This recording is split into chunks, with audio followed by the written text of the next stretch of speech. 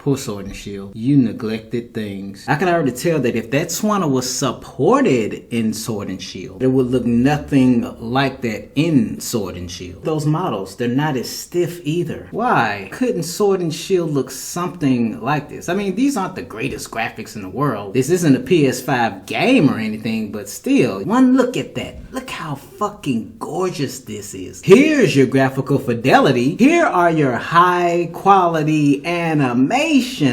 Bound Sweet is fucking spinning its leaves like a motherfucking helicopter. Whooper's just hopping along as if it had arms to go along with that. Stuff it's strutting. Oh, look at that mother and child deerling and sawsbuck. You have a Lipert here just lying around. Has this part of the wild area ever done anything like this? Look at the Primarina there. I can see it saying something like, "Ain't nobody touch me cause I'm the baddest bitch," or something like that. I tried to match its cry. I could go on for days. Look at a Torchic naturally roasting an apple. And Meganium, the worst grass type starter and the worst starter ever, even gets some significant camera time here. But at the end of the day, ladies and gents, after all of that is said and done, isn't it sad that everything Game Freak lied about and the crap that the Game Freak cucks defended ended up being a part of a spinoff that's all about taking fucking pictures of something at its core. Yeah, I know they have gameplay elements in there to try and distract away from that zero-dimensional concept, but in a game that's all about taking pictures of things, it's sad that you get the graphical fidelity, high-quality animations, and hell, a reported 200 Pokemon are the only ones that make an appearance in this game, so there's the dex cut there. But what sense does it make that they have so much effort, and we're just talking about visuals here, that's seen in this game than in a main series Pokemon game? Literal night and day when compared to the likes of this. Look how stiff those trees are. Look how devoid of detail the water is. This legitimately looks like something from the N64 and GameCube eras. Ew, Wycombe. Oh god, it's much worse than I thought. Sure, there are better images of the game and you've seen and played through all of this, but again, the difference is night and day. I don't care if this is just a trailer. You can literally look at this and see some actual effort put into it compared to the sheer negligence that can be found in Sword and Shield instead. Sword and Shield has about as much content as a typical set of Pokemon games in a new generation until they con you out of $30 more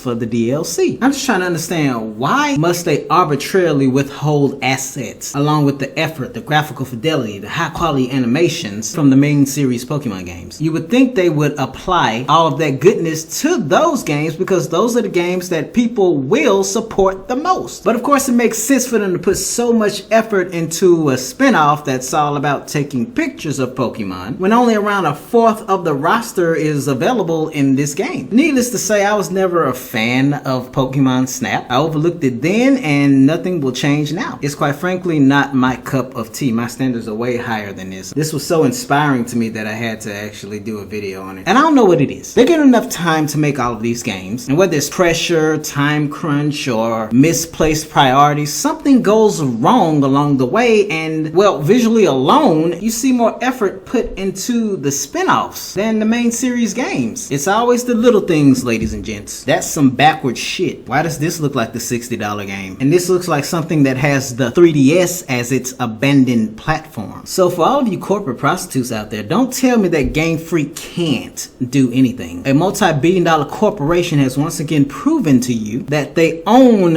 your submissive asses. They remade the models from scratch. The limitations of Game Freak, the limitations of the hardware. But a spin-off about taking pictures of Pokemon looks better than yet another main series Pokemon game. I wonder if this game features pop-in, and if there happens to be a ladder around, well, will everything around you just suddenly freeze until you get off of it?